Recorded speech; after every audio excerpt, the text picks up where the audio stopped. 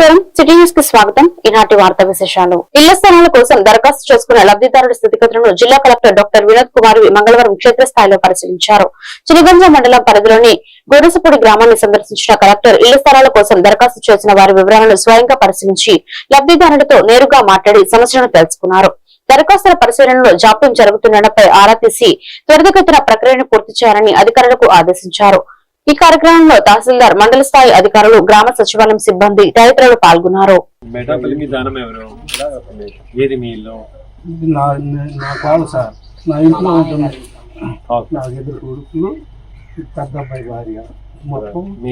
సొంత ఇల్లు లేదా? లేదు. సో కాబట్టి మీకు ఇంటి స్థలం కావాలని అడుగుతున్నారు. ఎక్కడ అడిగారు?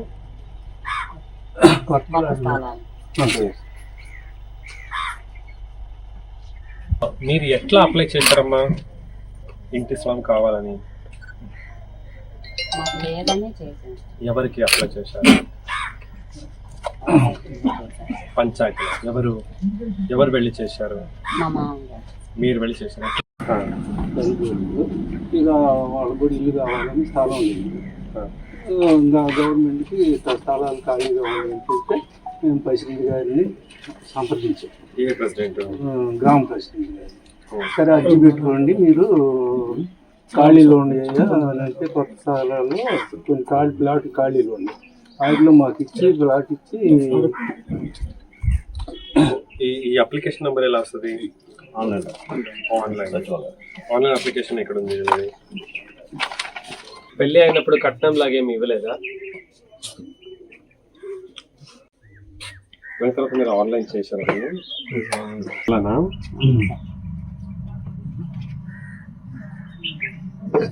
వైట్ రేషన్ కార్డు ఉందా? రేషన్ కార్డు ఉందా?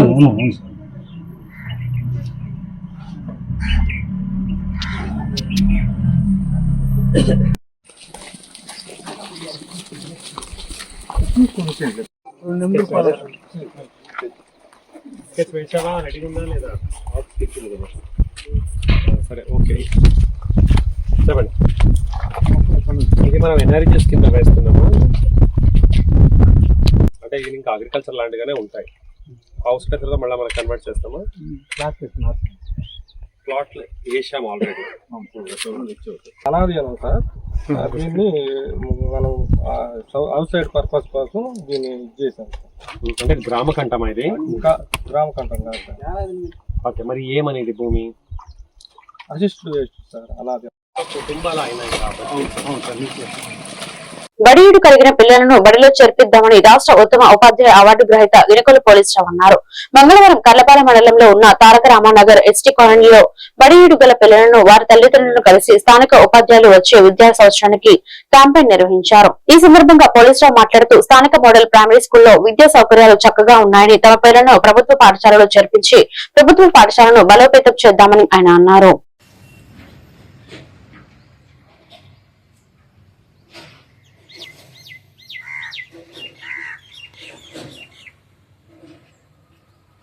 బడిడి గల పిల్లల్ని బడిలో చేర్చమని ఈరోజు స్థానిక తారక రామానగర్ కాలనీలో క్యాంపెయిన్ చేయడం జరిగింది.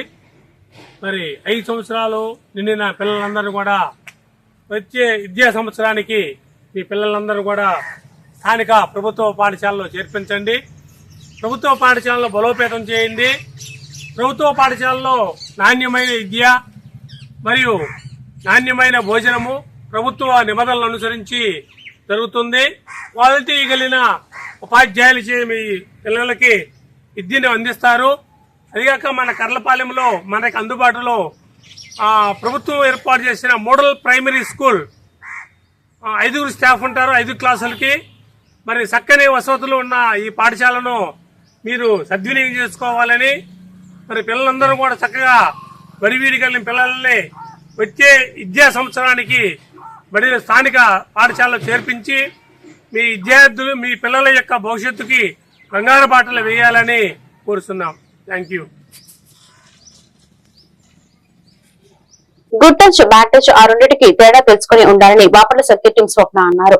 మంగళవారం స్థానిక కర్లపాలెం మోడల్ ప్రైమరీ స్కూల్ యందు విద్యార్థులకు గుడ్ టచ్ బ్యాడ్ టచ్ పై బాపట్ల జిల్లా శక్తి టీం అవగాహన కల్పించారు. ఈ సందర్భంగా స్వప్న మాట్లాడుతూ శక్తి యాప్ ని డౌన్లోడ్ చేసుకోవాలని, తెలియని వారి దగ్గరకు వెళ్లరాదు అని, ఏమైనా తెలియని వారు చాక్లెట్స్ బిస్కెట్స్ ఇస్తే వాటిని తీసుకోకూడదని విద్యార్థులకు తెలియపరిచారు. ఈ కార్యక్రమానికి ఆ పాఠశాల ప్రధానోపాధ్యాయులు జి శ్రీనివాసరావు అధ్యక్షత వహించగా శక్తి టీం జానకి, మునిబాబు, ఉపాధ్యాయులు ఎన్నికలు పోలీసురావు, డీఎల్ ప్రసన్నలక్ష్మి, బుర్ల రాజేష్, విద్యార్థులు పాల్గొన్నారు.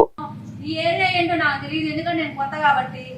అదే నేను యాప్ డౌన్లోడ్ చేసుకున్నాను అనుకో, ఆ 112 అనే నెంబర్ కాల్ చేశాను అనుకో, ఇక్కడ ఉన్న దగ్గరలో ఉన్న కర్లపాలెం పోలీస్ స్టేషన్ కి నేనున్న లొకేషన్ ఐడెంటిఫై అవుతుంది. అప్పుడు వచ్చి మనం సేవ్ చేస్తారు.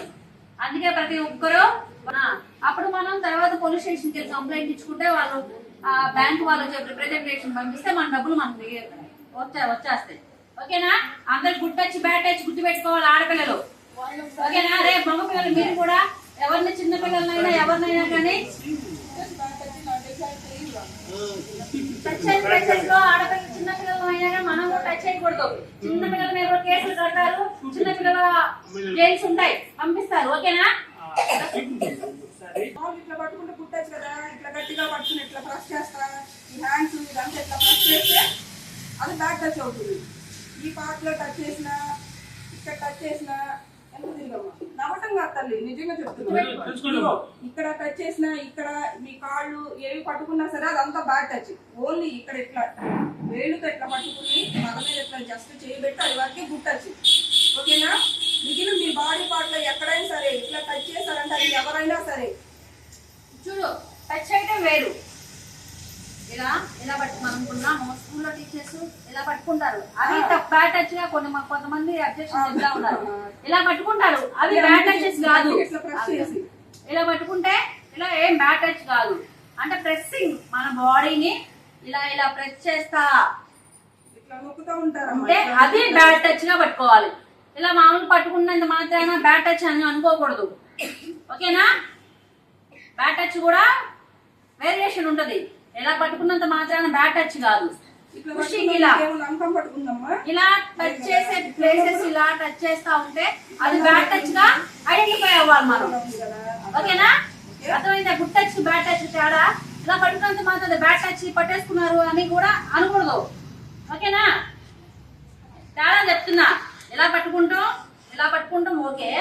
ఇలా మన బాడీని ప్రెస్ చేయడం తప్పు. ఓకేనా? కర్లపాలెం మండలం యాజిలి ఉన్నత పాఠశాలలో కర్లపాలెం మండల విద్యాశాఖ అధికారి టియు మనోరంజని మాట్లాడుతూ మండల పరిధిలో ప్రస్తుతం 10వ తరగతి చదువుతున్న సి మరియు డి గ్రేడ్ విద్యార్థులకు ప్రభుత్వం వారు చక్కని విద్యతో కూడిన రెసిడెన్షియల్ కార్యక్రమాన్ని ప్రవేశపెట్టారని అన్నారు. ఈ సందర్భంగా ఆమె మాట్లాడుతూ సి గ్రేడ్ మరియు డి గ్రేడ్ పిల్లలు అక్కడ చేరి బాగా చదువుకుని అందరూ ఉత్తీర్ణత చెందాలని ఆమె తెలిపారు.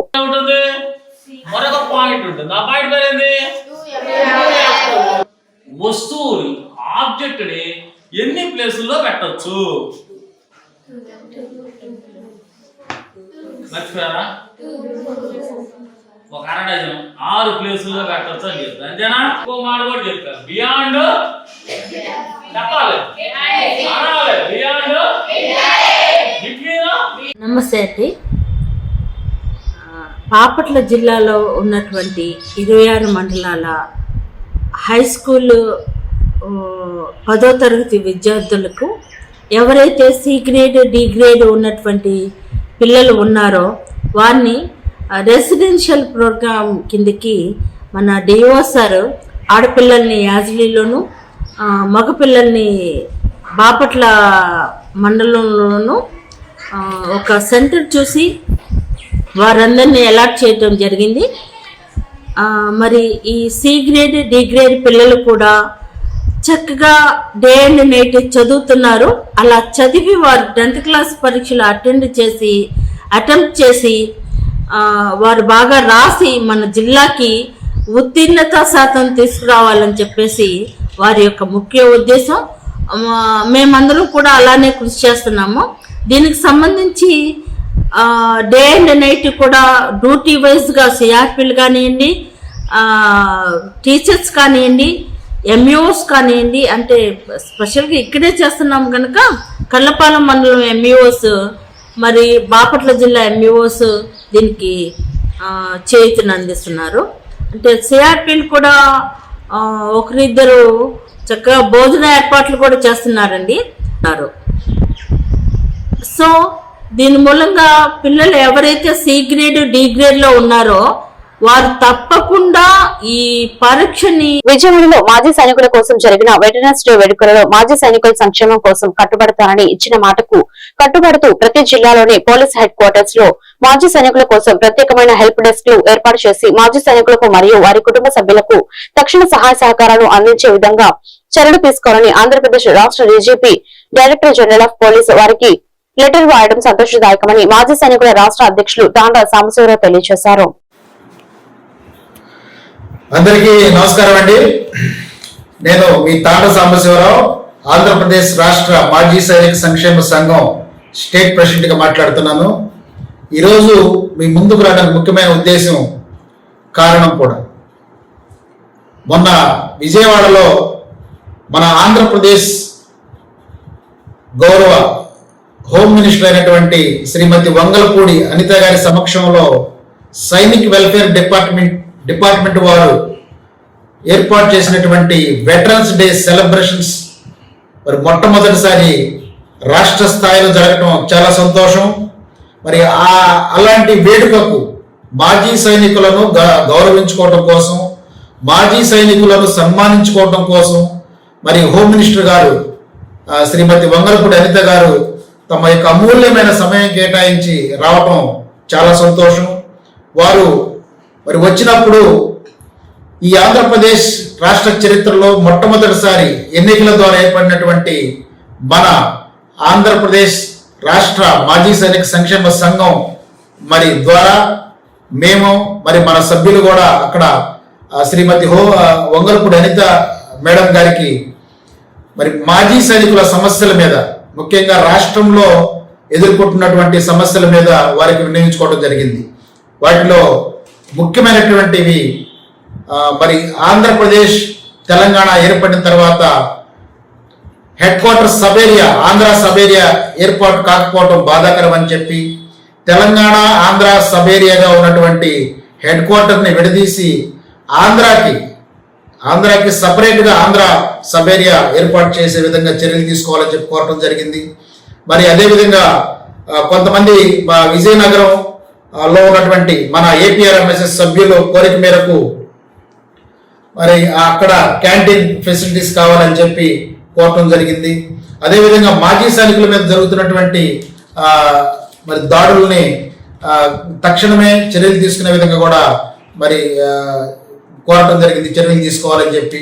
మరి వాటన్నిటికీ స్పందిస్తూ సానుకూలంగా గౌరవ హోమ్ మినిస్టర్ గారు సానుకూలంగా మాజీ సైనికులు మరి దేశానికి అందించినటువంటి సేవల్ని వారు గుర్తుంచుకుంటూ మరి ఈ రోజున మాజీ సైనికుల కోరిక మేరకు మరి ప్రతి జిల్లా హెడ్ క్వార్టర్లో మాజీ సైనికుల సమస్యలు పరిష్కరించడం కోసం ఎస్పీ గారి ఆఫీసులో ప్రతి జిల్లాలో కూడా హెల్ప్ డెస్క్లు, కేవలం మాజీ సైనికుల కోసం హెల్ప్ డెస్క్లు ఏర్పాటు చేసేటట్టుగా మరి చర్యలు తీసుకోవటం, మాజీ సైనికుల యొక్క సమస్యలను త్వరితగతిన పరిష్కరించాలని చెప్పి మరి వారు ఐపీఎస్ అధికారిగా ఉద్యోగ బాధ్యతలు నిర్వహించి రాజకీయాల్లో ఎంపీగా బాపట్ల నియోజకవర్గాన్ని అభివృద్ధి ప్రదంలో నడుపుతున్న బాపట్ల ఎంపీ తెన్నేటి కృష్ణప్రసాద్ ను బహిరంగ సభలో రాజకీయాలు నేర్చుకోవాలని చెబుతున్న గొల్లపూడి సుబ్బారావుని స్థాయి ఏమిటో తెలుసుకోవాలని జనసేన ఉమ్మడి ప్రకాశం జిల్లా కార్యదర్శి గూడూరు శివరామ ప్రసాద్ అన్నారు. ఎంపీ తెన్నేటి కృష్ణప్రసాద్ ను బహిరంగ సభలో రాజకీయాలు నేర్చుకోవాలన్న గొల్లపూడి సుబ్బారావు వ్యాఖ్యలు ఖండిస్తూ దళిత నాయకులు చీరాల జనసమితి కార్యాలయంలో విలేకరుల సమావేశం నిర్వహించారు. ఈ కార్యక్రమంలో దళిత నాయకులు దుడ్డు జోసఫ్, రాంబాబు, ఏసోబు, బీసీ నాయకులు నగేష్, బొందుగల శ్యామ్, ఐ చెన్నయ్య తదితరులు పాల్గొన్నారు.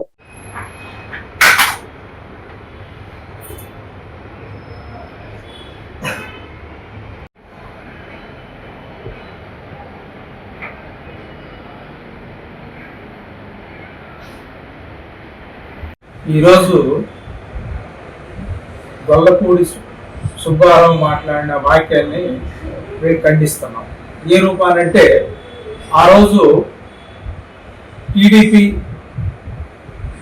జిల్లా తెలుగుదేశం పార్టీ కార్యాలయం విషయంలోనూ, శంకుస్థాపన విషయంలోనూ అతను మాట్లాడిన వాక్యాలు ప్రతిది కూడా ఒక ఎస్సీ పరంగా, అంటే దళితులు ఈ యొక్క స్టేట్లో 60 లక్షలు ఉన్న వాళ్ళు కూడా బాధపడే పరిస్థితికి అతను మాట్లాడాడు.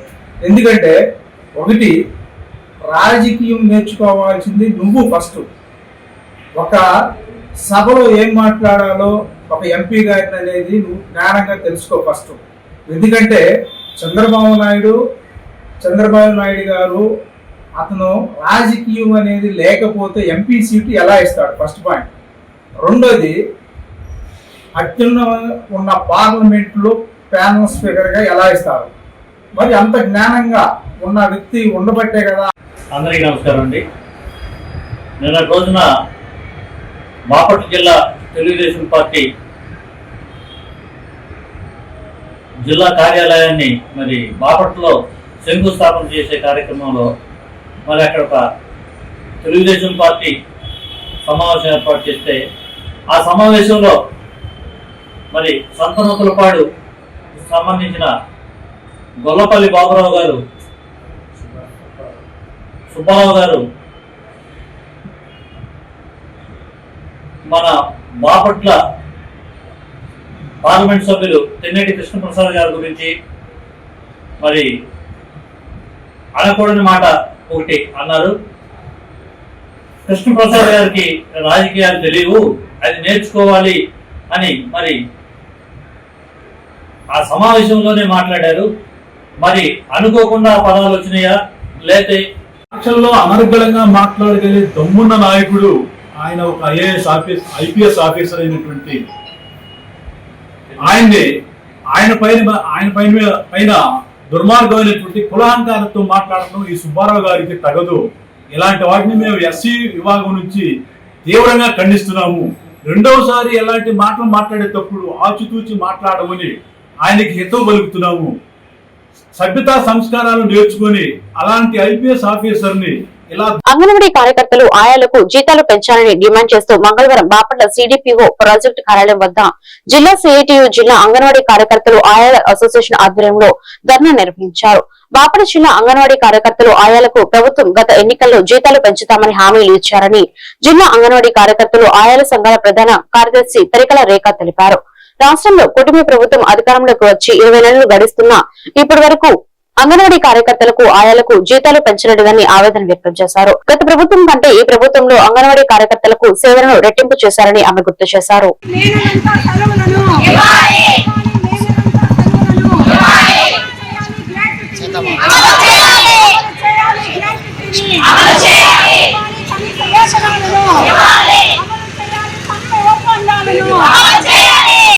అంగన్వాడీలకు వేతనాలు పెంచాలి, తల్లుల పోషణపై చైతన్యం కలిగించే అంగన్వాడీలకు ఇవ్వాలి కనీస వేతనం, శిశువుల ఆరోగ్యం కాపాడే అంగన్వాడీలకు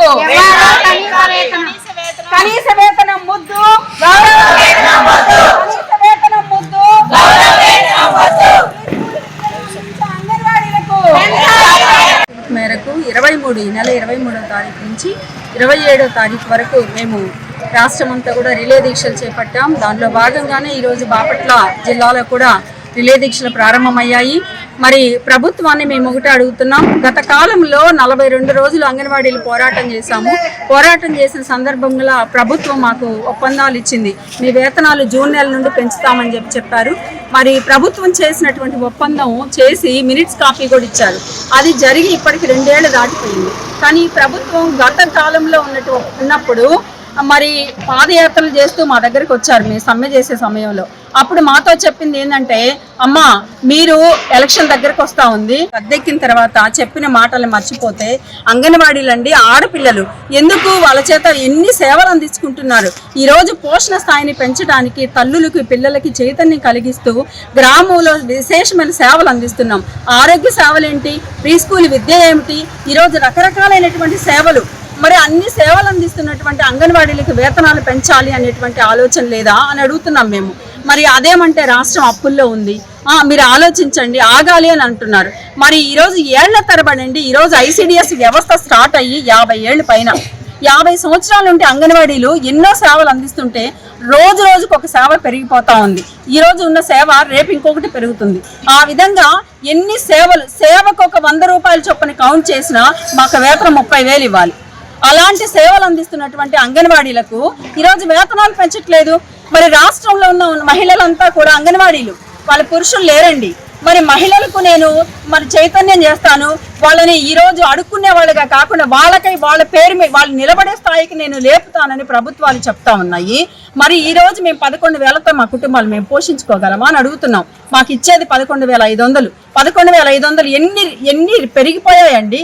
బియ్యములు, పప్పులు, ఆయిల్ అన్నీ పెరిగిపోయినాయి. మరి మా కుటుంబాలు మేము ఎలా బ్రతకాలి? చిన్న పిల్లలకు సేవలు అందించడం కాదండి, ఈరోజు మాతృ మరణాలు, శిశు మరణాలు తగ్గాయి అంటే, పిల్లల పోషణ స్థాయి మెరుగుపడింది అంటే అంగన్వాడీలు ఏ విధమైన సేవలు చేస్తున్నారు? ప్రభుత్వానికి ఆలోచన లేదా?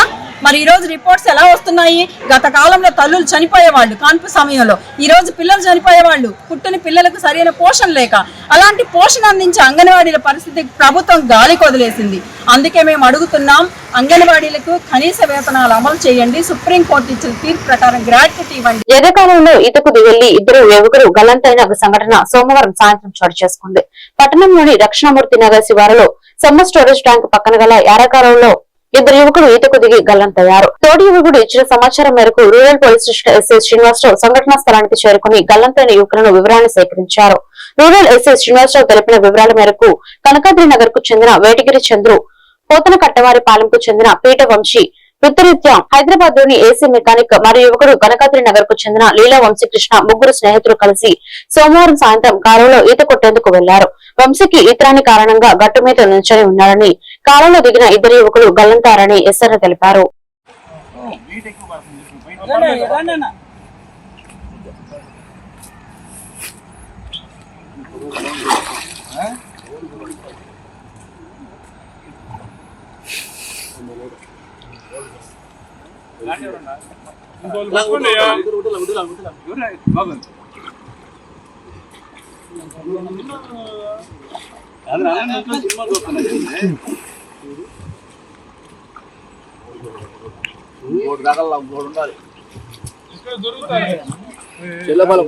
రాజమండ్రిలో గుక్కడి పాలు తాగిన కారణంగా 5గురు ప్రాణాలు కోల్పోయి 8 మంది హాస్పిటల్లో చికిత్స పొందుతూ విషమ పరిస్థితుల్లో ఉన్నారని గత కొన్ని రోజుల క్రితం గుంటూరు బిస్మిల్లా హోటల్ పై జరిగిన దాడుల్లో పాడైపోయిన చికెన్, మటన్ లాంటి ఆహార పదార్థాలను కనుగొన్నారని గుంటూరు నగరంలో కార్పొరేషన్ నీరు కలుషితమైన కారణంగా ప్రాణాలు కాపాడే నీరు పలువురిని ప్రాణాలు తీసిందని, ఆధునిక సమాజంలో ఇలాంటి సంఘటనలు మన వ్యవస్థలోని డొల్లతనానికి నిదర్శనమని సామాజికవేత్త మాదా సుభాన్ ప్రసాద్ అన్నారు. గతంలో ప్రతి మున్సిపాలిటీలలో ఆహార తనిఖీ అధికారులు ఉండేవారని, ఇప్పుడు ఆ బాధ్యతలు జిల్లా స్థాయి అధికారులు అప్పగించడం వలన తనిఖీలు కంటితుడుపుగా చర్యగా చేపడుతున్నారని, ప్రజల ప్రాణాలను భద్రత కల్పించడంలో అధికారులు విఫలమవుతున్నారని భానుప్రసాద్ అన్నారు. రాజమండ్రిలో కల్తీ పాలు కారణంగా 5గురు చనిపోయినట్టుగా మనం మీడియాలో చూస్తా ఉన్నాం. అందులో కూలెంట్ రసాయనం ఇథిలిన్ గ్లైకాల్ అనేటువంటి రసాయనం కలిపారని ప్రాథమికంగా సమాచారం వస్తూ ఉంది. పాలు తాగితే చనిపోయినటువంటి పరిస్థితి మనం చూస్తూ ఉన్నాం. 12 మంది ఇంకా హాస్పిటల్లో చికిత్స పొందుతూ ఉన్నారు. ఇది పరిస్థితి విషమంగా ఉంది. మరి ఇటీవల కాలంలో మనం చూస్తే బిస్మిల్లా హోటల్లో గుంటూరులో చాలా ప్రాముఖ్యత కలిగినటువంటి ప్రచారం ఉన్నటువంటి వాటిల్లో పాడైపోయినటువంటి వాసన కొట్టేటువంటి మాంసాన్ని, చికెన్ పట్టుకోవడం జరిగింది. అదే మాదిరిగా గుంటూరులో గుక్కెడు మంచిడు తాగిన కారణంగా అక్కడ చనిపోయిన పరిస్థితులు మనం చూస్తూ ఉన్నాం. మరి ప్రభుత్వాలు చాలా పెద్ద ఎత్తున జీతాలు ఇస్తూ ఉన్నాయి, యంత్రాంగాన్ని ఏర్పాటు చేసుకుంటా ఉన్నాయి, ప్రజలు పన్ను కడతా ఉన్నారు. ఎందుకని మనం ఇంత కట్టడి చేయలేకపోతా ఉన్నాం? అమెరికా లాంటి దేశంలో ఆహార కల్తీ అనేది ఊహకు కూడా సాధ్యం కాదు. కానీ ఇక్కడ ఎందుకు అంత యథేచ్ఛగా చదువుతా ఉంది? మనకు బోర్డు అంత శాస్త్ర సాంకేతిక పరిజ్ఞానం అందుబాటులోకి వచ్చింది, చదువు పెరిగిపోయింది. కానీ మనం ఎవరికి వాళ్ళు, జరిగినటువంటి వాళ్ళు, నష్టపోయినటువంటి వాళ్ళు, ప్రాణాలు కోల్పోయిన కుటుంబాలు గుండెల విషయాల ఏడుస్తూ ఉన్నారు. మనమందరం కూడా ఇది ఎక్కడో జరిగింది అనుకుంటా ఉన్నాం. కానీ రోజువారీ జీవితంలో మనం తీసుకునే ఆహారం, కొనేటువంటిది, పసిపిల్లలు తినేటువంటి పొట్లాలు ఎంతవరకు క్షేమంగా ఉన్నాయి, ఎంతవరకు ఆరోగ్యకరంగా ఉన్నాయి, ఎంతవరకు కల్తీకి దూరంగా ఉంటుంది అనేటువంటిది నియంత్రించడానికి మనకున్న సిస్టమ్ ఏమిటి?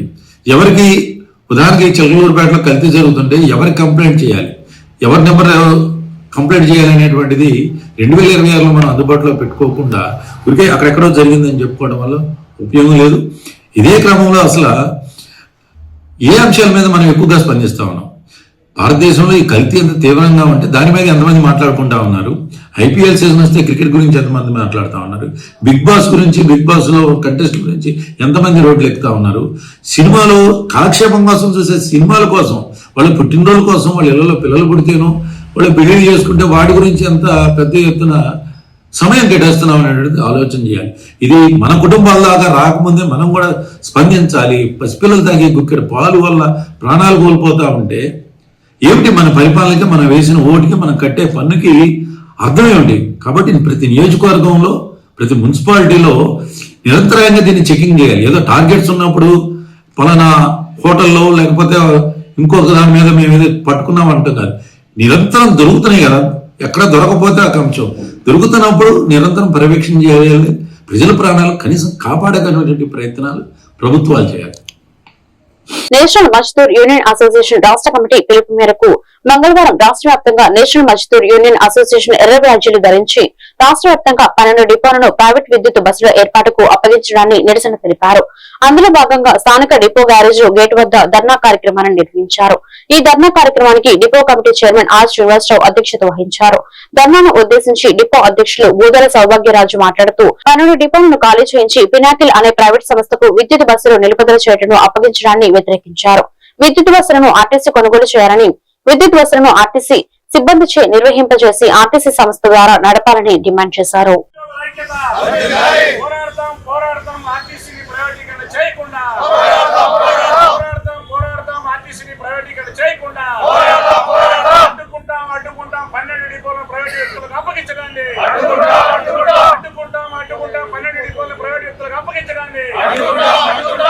మెయింటైన్ చేయాలి విద్యుత్ బస్సులు ఆర్టీసీ కార్మికులతోనే, మెయింటైన్ చేయాలి విద్యుత్ బస్సులు ఆర్టీసీ కార్మికులతోనే, మెయింటైన్ చేయాలి విద్యుత్ బస్సులు ఆర్టీసీ సిబ్బందితోనే, మెయింటైన్ చేయాలి విద్యుత్ బస్సులు ఆర్టీసీ సిబ్బందితోనే, అప్పగించాలి ఆర్టీసీకి విద్యుత్ బస్సులను.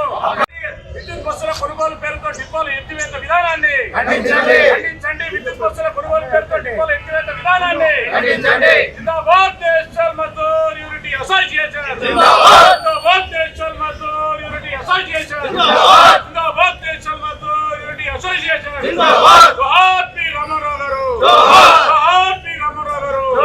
వర్ధిల్లాలి వై శ్రీనివాసరావు గారి నాయకత్వం, వర్ధిల్లాలి వై శ్రీనివాసరావు గారి నాయకత్వం, వర్ధిల్లాలి పివి రమణారెడ్డి గారి నాయకత్వం,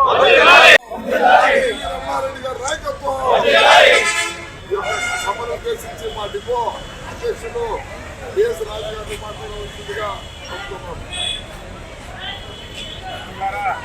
అదేవిధంగా దేశవ్యాప్తంగా విద్యుత్ బస్సులు, ఎలక్ట్రికల్ విద్యుత్ బస్సులు అని చెప్పేసి మనం వింటూనే ఉన్నాం. అయితే ఈరోజు రాష్ట్ర ప్రభుత్వం, కేంద్ర రాష్ట్ర ప్రభుత్వాలు ఈ యొక్క ప్రైవేటీకరణ దిశగా ఆర్టీసీని డైరెక్ట్గా ఉద్యోగుల మీద ప్రభావం పడే విధంగా చూడకుండా ఇండైరెక్ట్గా మనం కూర్చున్న కొమ్మనే ఒక్కొక్క కొమ్మ నరికే విధంగా కొన్ని రకాల ఎత్తుగడలు వేస్తూ ఉన్నారు. ఆ ఎత్తుగడల్లో భాగంగా ప్రధానమంత్రి ఈ సేవా పథకం అని చెప్పేసి ఈరోజు 1050 బస్సులు మరి ప్రైవేటుకి అప్పగించే విధానం, పర్యావరణ కాలుష్యం అని చెప్పేసి ఈరోజు 1050 బస్సులు రాష్ట్ర వ్యాప్తంగా కొనుగోలు చేసి మరి ప్రైవేట్ వ్యక్తులకు అప్పగించడానికి ఈరోజు నా పన్నాగం పన్నారు. దీన్ని మరి మేము మొదటి నుంచి నేషనల్ మజ్దూర్ యూనిటీ అసోసియేషన్గా ఖండిస్తూ ఉన్నాం. మేమేం చెప్తున్నామంటే పర్యావరణ కాలుష్యానికి విద్యుత్ బస్సులు కొనుగోలు మంచిదే, దాన్ని అందరూ స్వాగతిస్తాం. కానీ విద్యుత్ బస్సుల్ని, మీరు కొనుగోలు చేసినట్టు విద్యుత్ బస్సుల్ని ఆర్టీసీకి అప్పగించకుండా కేవలం ప్రైవేట్ సంస్థలకు అప్పగిస్తూ వాళ్ళ దగ్గర కిలోమీటర్కి 18 రూపాయలుగా దీని మీద పోరాటం చేస్తూ ఉన్నాం. ఇప్పటికే గుంటూరు 2 డిపో మన జిల్లాలో, ఉమ్మడి గుంటూరు జిల్లాలో గుంటూరు 2 డిపో అంటే గుంటూరు పట్టణంలో సుమారుగా 4 ఎకరాలంటే చాలా విలువైన ఆస్తి. ఆ విలువైన ఆస్తిని ఈరోజు ప్రైవేట్ వ్యక్తులైన ఫినాకిల్ అనే ఒక సంస్థకి ఈ బస్సుల నిర్వహణ, మెయింటెనెన్స్ అప్పగించి మరి వాళ్ళు ప్రయాణికులు ఎక్కించుకోకపోయినా వాళ్ళకి ఖచ్చితంగా కిలోమీటర్కి అద్దె చెల్లించే విధంగా ఒక ప్రణాళిక. అదేవిధంగా కొంతకాలం పోయిన తర్వాత ఛార్జీలు కూడా వాళ్ళే నిర్ణయించుకునే విధానం ఉంది. ఈ ఒప్పందంలో చాలామందికి ఆ ఆలోచన ఉందో లేదో తెలియదు, కానీ మన బస్సులకి ఆ బస్సులకి రేపొద్దున పోటీ రాబోతూ ఉంది. ఈరోజు ఆర్టీసీ గుత్తాధిపత్యంగా ఉంది పబ్లిక్ ట్రాన్స్పోర్ట్ సిస్టంలో.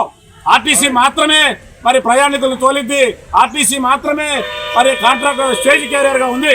కానీ ఏదో రాష్ట్ర ప్రభుత్వం కేంద్ర ప్రభుత్వం తీసుకొచ్చినటువంటి మోటార్ ట్రాన్స్పోర్ట్ సవరణలో భాగంగా స్టేజ్ క్యారియర్లుగా మనం కోల్పోతా ఉన్నాం. చాలా ప్రైవేట్ బస్సులు మనతో పాటు పోటీగా రాబోతా ఉన్నాయి. ఇలా ఆల్రెడీ హైదరాబాద్ నుంచి మరి కొన్ని ఎలక్ట్రికల్ ఈ వార్తలు ఇంతటితో సమాప్తం. మరొక బులెటిన్ లో మళ్ళీ కలుద్దాం. నమస్కారం.